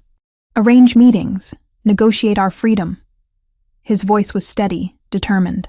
Within a week, this will be over. Volkov will understand that threatening my family was the worst mistake of his miserable life. The 5 families will agree to my terms, and we will finally be safe. You sound very confident. I am. He pressed a kiss to the top of her head. Because I have everything to fight for, and nothing left to lose. That makes me the most dangerous person in any negotiation. Sophia believed him. This was the man who had transformed an entire criminal empire because she asked. The man who had taken a bullet and kept fighting. The man who loved their son so fiercely he would trade kingdoms for their safety. I love you, she said. Simple. True. No qualifications. I love you too. Always have. Always will. They stayed like that as dawn fully broke, wrapped in each other, watching their sleeping children, planning a future that finally felt possible. 2 months passed in careful reconstruction. The attack at the mountain house ended exactly as Anthony promised. The captured operative talked within hours, revealing everything about Dmitry Volkov's plan. Anthony made calls, arranged meetings, negotiated with a precision that reminded Sophia why he had been so feared in his former life. The deal was struck on a rainy Tuesday in a neutral location in Seattle. Representatives from 5 major families gathered. Anthony offered territorial concessions worth hundreds of millions, information on offshore accounts, connections to political figures, everything he had accumulated over decades. In exchange, one ironclad guarantee signed by every family head. Sophia Turner and the Colombo twins were untouchable. Forever. Dmitry Volkov tried to object, to argue he deserved compensation for Anthony's withdrawal from their world. Anthony's response was delivered in a voice Sophia heard through the phone he had left on speaker. You sent men to terrorize my family. You photographed my sleeping children. You forced me to remember exactly who I can become when properly motivated. A pause. Take the territories I am offering and disappear. Or refuse, and discover what happens when I stop being civilized. Volkov took the deal.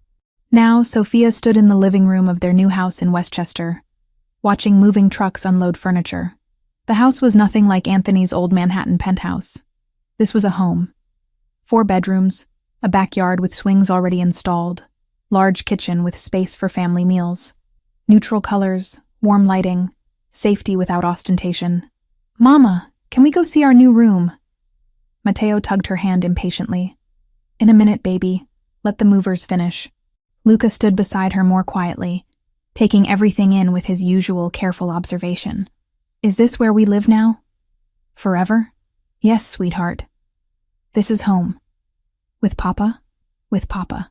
Anthony appeared from the kitchen where he had been directing furniture placement. His shoulder had healed cleanly over the past 2 months, leaving only a thin scar. He scooped up Matteo with his good arm. Ready to see your room? I had it painted blue like you wanted. Blue is the best color, Matteo declared. What about you, Luca? Do you like your side? Sophia had insisted the twins have their own space as they got older, but Luca had been anxious about sleeping separately from his brother.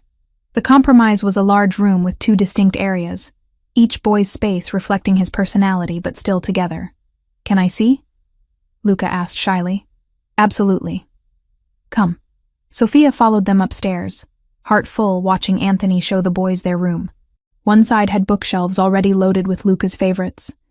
The other had a space for Matteo's growing collection of toy cars. Both had comfortable beds, desks for when they started school, and a large window overlooking the backyard. This is ours, Luca breathed, eyes wide. All yours. Papa helped me pick everything out. The boys explored with mounting excitement, examining every corner. Sophia leaned against the doorframe, watching her family with contentment she had not felt in years. Anthony joined her, sliding an arm around her waist. They seem happy. They are. We all are. Even you? Especially me. The move into the Westchester house took a week. Sophia enrolled the boys in Little Scholars Academy, a private bilingual school 15 minutes away. They would start in 2 weeks, giving everyone time to adjust. Anthony kept his promise about separating work from family. His office was downtown, 45 minutes away. He left each morning after breakfast and returned by 6 every evening, unless Sophia explicitly said she was okay with him staying later. Weekends were sacred, dedicated entirely to family. Sophia spent her days setting up the house and planning something she had dreamed about for years. A bookstore. Her own small business where she could curate children's literature and create community reading programs. "I found a space," she told Anthony over dinner one night. The boys were focused on their spaghetti, sauce covering their faces. "It is tiny, in a strip mall near the school, but it has good light and reasonable rent. Buy the building," Anthony said simply. "What? No.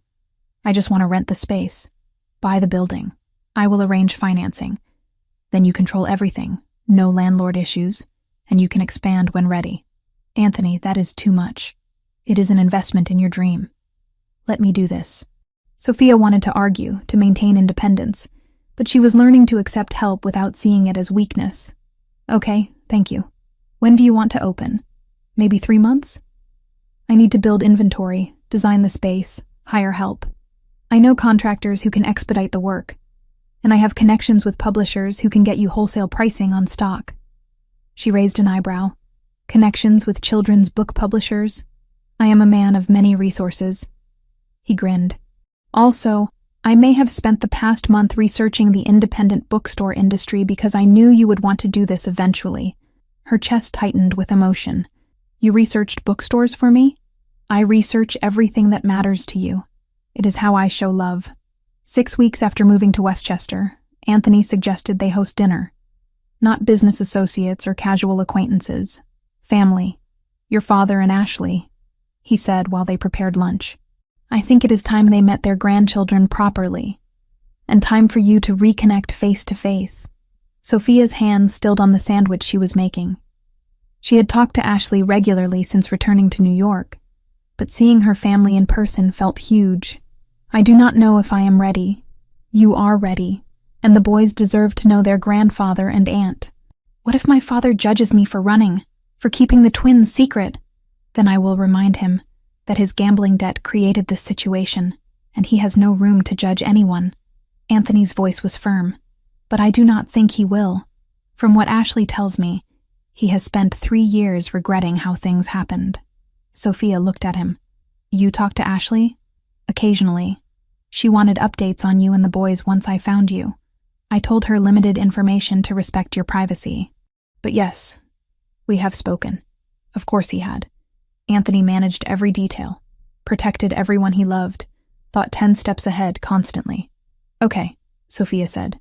"Let us do dinner. Here, next weekend. I will arrange everything." The following Saturday, Sophia was a bundle of nervous energy. She changed outfits 3 times, cleaned the already clean house twice, made enough food to feed 20 people even though only 4 were coming. "They will love you," Anthony assured her, catching her as she obsessively straightened couch pillows. "You are their daughter and sister.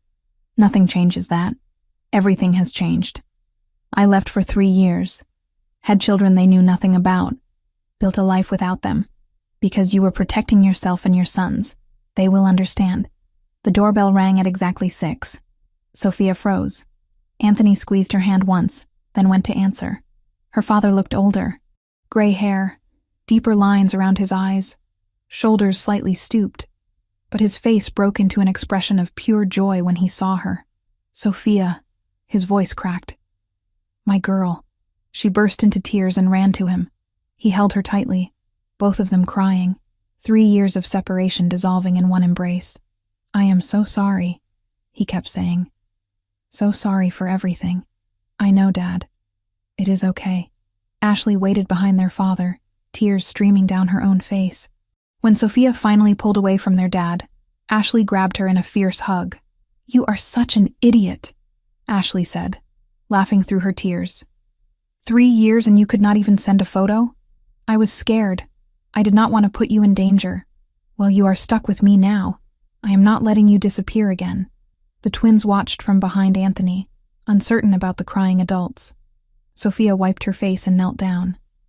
Boys, come meet your grandfather and your Aunt Ashley. Matteo approached boldly as always. Hi, I am Matteo. That is Luca. He is shy, but I am not. Sophia's father laughed, a sound she had not heard in years. He lowered himself carefully to the boy's level. It is very nice to meet you both. You look just like your father. Everyone says that, Matteo agreed. But Mama says we have her smile. You definitely have her smile. Her father looked up at Sophia with shining eyes. They are beautiful, sweetheart. Absolutely beautiful. Ashley was already kneeling beside Luca, who seemed fascinated by her colorful scarf. I am your Aunt Ashley. I teach 2nd grade, so I am pretty cool with kids. Want to see a magic trick? Luca nodded, and Ashley produced a quarter from behind his ear. Both boys squealed with delight. Dinner was chaotic and wonderful. The twins performed for their new audience, showing off drawings and explaining their school in elaborate detail. Sophia's father told stories about Sophia as a child that made everyone laugh. Ashley fit into the family dynamic immediately, teasing Anthony and playing with the boys like she had known them forever. After dinner, while the boys played with Ashley in the living room, Sophia found herself alone with her father in the kitchen while they cleared dishes. I need to say something, he started. What I did, forcing you into that marriage to clear my debt. It was unforgivable. Dad, please let me finish. He set down the plate he was holding. I have spent 3 years knowing I sold my daughter to save myself. I destroyed your life because I could not stop gambling. No apology will ever be enough. You did not destroy my life. Sophia glanced toward the living room where Anthony was laughing at something Ashley said. That marriage saved me in ways I did not understand at the time. How can you say that after everything? Because I love him. I love our sons. I have a life I never imagined possible. She took her father's hand. Yes, the beginning was wrong. The circumstances were terrible. But Anthony has spent years proving he deserves a second chance. I think you deserve one too. Her father's eyes filled with tears. I do not deserve your forgiveness. Maybe not, but I am giving it anyway. Because holding on to anger hurts me more than it hurts you. Because I want my children to know their grandfather. Because family is complicated and messy, and sometimes we have to choose grace over grudges. They hugged again, and Sophia felt another piece of her past settle into place. Anthony appeared in the doorway, watching with soft eyes. When Sophia's father left to rejoin the others, Anthony pulled her close. That was beautifully done. He needed to hear it. I needed to say it. Your capacity for forgiveness is one of the things I love most about you. Speaking of forgiveness. She turned in his arms to face him. I forgive you too. For everything. The violence I witnessed, the fear I felt, the world you came from. All of it. We start fresh from here. Sophia. I mean it. No more looking backward. We move forward as a family. That night, after everyone left and the boys were asleep, Anthony led Sophia to the backyard. Stars were visible despite the proximity to the city, a rare clear night. He held a small box in his hand. I did this wrong the first time, he said. An arranged marriage with paperwork and obligation. No romance, no choice. Anthony, what? He opened the box. Inside was a ring with a deep blue sapphire surrounded by small diamonds. Simple but elegant, clearly chosen with care. Sophia Turner, I am asking you to marry me again. Not because of debt or arrangement. Not because we have children who bind us. But because I love you with everything I am. Because you make me want to be a better man. Because a life without you is not a life worth living. He knelt on the grass, holding the ring up to her. Will you marry me? Choose me? Build a future with me that we both want? Sophia could barely see through her tears. Yes. 1,000 times yes. He slid the ring onto her finger, then stood and kissed her with all the passion and tenderness of 3 years apart. When they finally broke apart, both were crying and laughing simultaneously. I chose this sapphire because it reminded me of the sky the night I first told you I loved you. Anthony said. Deep and infinite and full of possibility. It is perfect. You are perfect. I am far from perfect, but I am yours. They married 6 weeks later in a small ceremony at the house. Immediate family only. Sophia's father walked her down the makeshift aisle in their backyard. Ashley stood as maid of honor. Luca and Matteo served as ring bearers, taking their duties very seriously. The ceremony was simple but meaningful. Sophia wore a cream dress, elegant but not ostentatious. Anthony wore a dark suit and could not stop smiling. When they exchanged vows, neither used traditional words. I choose you, Sophia said. Today and every day, in light and darkness, in peace and chaos. I choose us. I promise to protect you, Anthony replied. To honor you. To be worthy of the gift you have given me. I promise to be the man our sons can look up to and the husband you deserve. I promise to choose love over everything. When the officiant pronounced them married, both boys cheered loudly. Everyone laughed. Anthony kissed his wife like she was air and he was drowning. The reception was dinner and dancing in their backyard. Simple. Intimate. Perfect. 1 year later, Sophia stood in the living room of their Westchester home, hand resting on her very pregnant belly. The bookstore was thriving. The boys were excelling in school. Anthony came home every evening at 6. Life had found a rhythm that felt sustainable and joyful. Mama, when is our sister coming? Matteo asked for the 100th time. Soon, baby. Very soon. I am going to teach her to read, Luca announced seriously. That is what big brothers do. She is lucky to have you both. Anthony wrapped his arms around her from behind, hands joining hers on her belly. How are you feeling? Tired? Happy? Ready to meet her? Have you decided on a name? They had narrowed it down to 3 options, unable to commit to just one. I think Rosa, Sophia said. After your grandmother. The woman who taught you that strength and gentleness can coexist. Anthony went very still. When he spoke, his voice was thick with emotion. She would have loved you so much. I wish I could have met her. She would have said you have a good heart and strong hands. The highest compliment she gave. 2 weeks later, Rosa Elena Colombo was born at 7 pounds, 3 ounces. She had her mother's green eyes and her father's dark hair. Her brothers were immediately obsessed, arguing over who got to hold her first. Sophia watched her family gathered in the hospital room, Anthony holding their daughter with infinite care. The twins pressed close, staring at their sister with awe. Her father and Ashley cooing over the newest addition. This was everything she had run from 3 years ago. Family. Connection. A life built with the man she loved despite impossible circumstances. And she had almost lost it all because of fear. What are you thinking? Anthony asked, noticing her expression.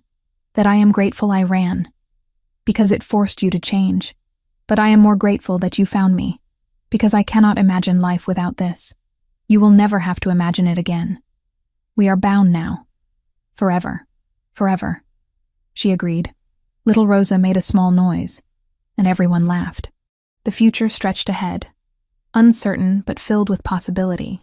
Sophia had learned that love was complicated, that families were messy, that sometimes the scariest choices led to the greatest rewards.